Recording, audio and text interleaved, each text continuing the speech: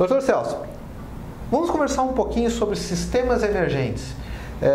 Poderia explicar para nós e para a nossa audiência o que é isso e a importância também e a relação disso com gestão e empreendedorismo?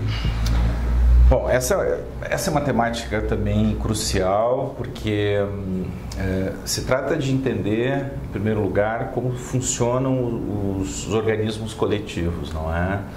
Então, há uma teoria que chama-se, a partir de um conceito que chama-se emergência, não é? Que pretende refletir sobre o modo de funcionamento de organizações complexas, não é? E alguns pesquisadores de várias áreas, da matemática, da biologia, puderam perceber que certos organismos funcionam de forma emergente. Existe uma tradicional ideia de que as organizações funcionam sempre com base numa liderança específica. Por exemplo, o mito da formiga rainha, não é? Se trata só de um mito, porque o formigueiro ele não funciona de forma alguma organizado e liderado pela formiga rainha. Ao contrário, ele se organiza através de relações colaterais, de aprendizado colateral, de iniciativas individuais que conseguem organizar, por assim dizer, por conta própria, o caos. Então, os sistemas emergentes são formas de organização da complexidade. E emergência é exatamente aquela forma que o caos ganha organização. E um dos exemplos disso é a comunidade de um formigueiro. Por exemplo, o formigueiro tem um lixão e tem um lugar de cemitério, não é? E as formigas conseguem coordenar totalmente as suas funções sem nenhuma liderança, só a partir de aprendizado e de relações colaterais. Bom, e esses pesquisadores, não é, tentam entender exatamente o funcionamento dessas organizações coletivas e tentam desconstruir, portanto, essa ideia de que sempre é necessário ter um líder no processo de criação, etc. Se a gente olhar, por exemplo, os grandes processos de criação, pelo menos do século XX, internet, para ficar só na internet, a gente vê que não existiu um líder que organizou o processo, teve uma grande ideia e mandou as pessoas trabalhar. Foram diferentes iniciativas em vários lugares, com diferentes personalidades que acabaram confluindo na construção, por exemplo, da internet. Se a gente pensar, por exemplo, nos sistemas mais bem-sucedidos na internet, na World Wide Web, por exemplo, quais são? YouTube, próprio Google, as mídias sociais mais recentes.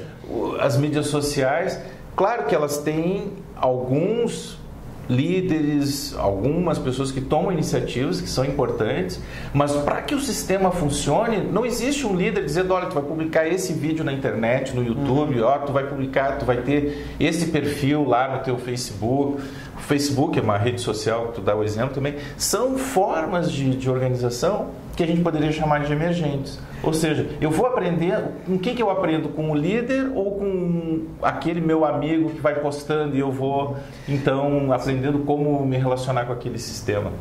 Seria correto dizer, então, que é uma forma também que hoje é perceptível nas empresas de colaboração. Claro. Que as pessoas colaboram, né, com seus esforços, com seu conhecimento, com a sua experiência, na busca de um resultado, que não necessariamente precisa ter um líder dizendo tem que fazer isso, tem que fazer aquilo. As pessoas têm uma meta, têm um resultado a buscar e elas colaborativamente ajudam a isso. O conceito de colaboração é fundamental no sistema emergente, para que possa ver, para que o formigueiro possa construir o seu habitat, para que possa construir seu lixão, para que possa construir o seu cemitério, etc. O que é interessante, talvez a gente pensar, eu acho que esse é um grande conceito, é um grande instrumental para a gestão, por exemplo, e para o empreendedorismo também. Acho que tem uma mudança, digamos assim, no próprio paradigma social, no modo como hoje nós nos relacionamos socialmente. Acho que as redes sociais é um exemplo disso muito claro.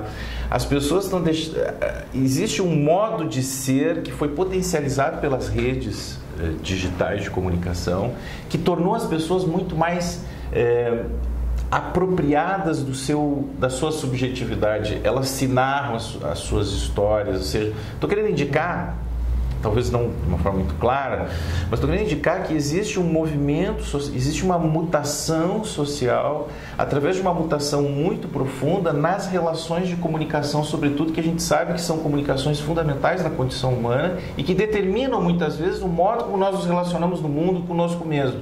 Se a gente olhar até a emergência da internet, da World Wide Web, nós tínhamos uma forma de comunicação top-down, de cima para baixo. Então, as redes de comunicação comunicavam e nós éramos agentes passivos que ficávamos assistindo a nossa história ser contada pelas grandes redes de comunicação. Hoje o que acontece é um processo inverso, ou um processo mesclado, mas de qualquer forma é um processo no qual nós nos tornamos agentes do processo de comunicação e das nossas narrativas. Bom, isso de algum modo muda a estrutura subjetiva, a estrutura psíquica das pessoas. Então existe esse fenômeno que vai impactar a educação, vai impactar as organizações, de modo que as pessoas se sentem muito mais proativas. Se tu deres uma aula totalmente dirigida, né? Falo como professor, totalmente dirigida, os teus alunos vão provavelmente dormir. Ou não vão prestar atenção. Ou não vão prestar atenção. Agora, se conseguires fazer uma aula interativa, onde os conhecimentos que eles têm, que são relevantes, possam aparecer, possam emergir, ou seja, tu vai ter uma aula muito mais criativa, muito mais inteligente, onde o professor também vai aprender nesse processo. Talvez seja o caso do gestor, porque existe uma inteligência em qualquer pessoa, de qualquer organização. Toda pessoa tem uma inteligência potencial. O que um gestor teria que ser capaz de fazer hoje, muito mais talvez do que dizer o que tem que ser feito, ou também seria potencializar essa inteligência, fazer com que essa inteligência possa emergir e aí criar ferramentas, etc., e que a inteligência coletiva pudesse potencializar. Então, acho que o sistema emergente passa um pouco por aí. Isso me remete a pensar e falar essa questão de professor, né? Também sou professor universitário, como o professor é, a educação corporativa daria uma outra entrevista e provavelmente nós vamos fazê-la, né, sobre educação corporativa nesse assunto. Agora, eu me remeti a pensar que, então, dentro do ambiente corporativo, dentro das empresas, pensando na questão de colaboração em sistemas emergentes, o líder, então, ele não é mais um líder, ele pode até ter o nome de chefe, de gerente, ele passa a ser um orientador daquelas pessoas que estão ali, do conhecimento que elas já têm. Não seria isso? Ele passaria a ser um orientador, um fio condutor, uma pessoa que facilita com que as pessoas consigam resolver assuntos. Seria nessa linha? Eu acho que esse seria um papel do líder, um papel do gestor nessa situação de liderança. O que eu venho tentando pensar um pouco, e eu acho que talvez seja esse o caminho, é que os sistemas top-down, os sistemas bottom-up, eles não são necessariamente excludentes, necessariamente. Eles podem ser confluentes. Tu podes ter um líder com muita capacidade de ação, de determinação, etc. Não é? O que é bom para uma empresa, o que é bom para um sistema de gestão. Mas isso não significa que ele tenha que simplesmente abafar as potencialidades dos seus liderados. Então vai muito pelo que tu está dizendo, não é? Quer dizer, é a sua capacidade de tirar o máximo de inteligência da organização. E às vezes o cara que tem a solução para um determinado problema é um jovem que está lá num canto, ou um operário que está lá numa função há muito tempo, que pode dar uma super solução. Que se ele não der um espaço para que essa pessoa se colabore ou participe, talvez a solução nem venha. E as ferramentas também, porque eu acho que hoje tem ferramentas, celulares, aplicativos, que eu acho que também tem que ser pensados. Eu acho que ainda se pouco também assim que eu conheço, não é? Mas eu vejo pela minha experiência dentro da universidade, que é uma experiência também de gestão, mas hoje tu tem pouquíssimas ferramentas, por exemplo, que envolvem a comunidade. Tu tem na universidade, por exemplo, nas universidades, um capital intelectual brutal, certo? E muitas vezes as gestões não conseguem envolver não só os professores, doutores, pesquisadores, mas não conseguem envolver os seus alunos. Imagina uma universidade que tem 20 mil alunos, mais 1000 professores. Se consegue potencializar essa inteligência coletiva. E isso passa muito também pelas ferramentas, que hoje tem a varrer. Quer dizer, não faltam ferramentas, aplicativos, não é, que permitiriam que um estudante eventualmente tivesse uma grande ideia no ônibus e pudesse abrir o aplicativo no seu celular e mandar aquela mensagem, não é? Perfeito. Para nós encerrarmos esse assunto de sistemas emergentes, para a nossa audiência que ali nos assiste, o que ela poderia pesquisar ou buscar de informações sobre esse assunto que fosse relevante para ela entender essa história de emergência dentro das organizações? Evidentemente teriam alguns autores, não é, que trabalharam esse tema. Seria o autor que melhor conseguiu reunir os estudos que fizeram sobre emergência, Steven Johnson. Tem uma publicação no Brasil pela editora Zahar, se não me engano. O livro chama-se Emergência, como cidades, softwares, formigueiros se organizam de forma emergente, não é? Então esse livro chama-se Emergência, não é? A própria Wikipédia fornece algumas linhas. Eu acho sempre a Wikipédia já como um fenômeno de emergência, porque a Wikipédia não tem ninguém liderando, só tem basicamente os gestores que controlam minimamente, dão as ferramentas, as pessoas publicam essa enciclopédia maravilhosa, não é? Que muitas vezes é mal usado, porque simplesmente as pessoas acham que basta colar e copiar e colar, não é? Na universidade a gente sabe muito bem disso.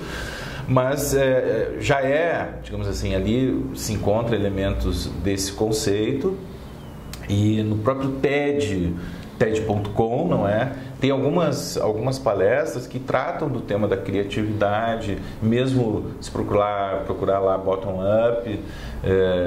Então, esses dias mesmo estava assistindo uma palestra de uma cara que estava fazendo a discussão dos processos de privatização e estatização, como ela estava tentando desmistificar essa discussão que muitas vezes é mal feita, e estava revelando, por exemplo, que muitas das criações contemporâneas são criações bottom-up, emergentes.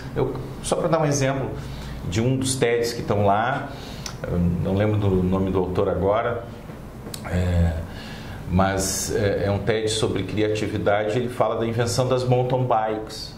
A invenção das mountain bikes não foi feita nem pela Caloi, nem por nenhuma das grandes empresas. Foi feita por um grupo de pessoas que em determinada região precisavam de bicicletas um pouco mais dinâmicas, não é? E começaram a inventar. Então pegaram o quadro da bicicleta, aquela 10 tradicional, começaram a montar e foram criando a mountain bike. Depois de 5 anos foi se desenvolvendo, depois de 10 anos, depois chegou na grande indústria. Então esse é digamos assim, o processo de emergência, não é? Então eu acho que também ali no TED.com encontra alguns materiais sobre esse conceito aí, sobre criatividade, como a criatividade é um processo emergente, como a criatividade muitas vezes é um processo coletivo. Pega a invenção do avião, por exemplo. O Santos Dumont, os irmãos Wright inventaram o avião. Não é assim. Para que essas pessoas pudessem ter inventado o avião, bom, teve toda uma história, não é? De vários pilotos, existia uma comunidade em torno da ideia do avião, do dirigível, não é? Que tornou possível a invenção por uma pessoa depois, enfim, ou por duas, etc. Tem essa discussão. Perfeito, muito bom. Pessoal, esse assunto de sistemas emergentes, ele é bastante importante, enorme.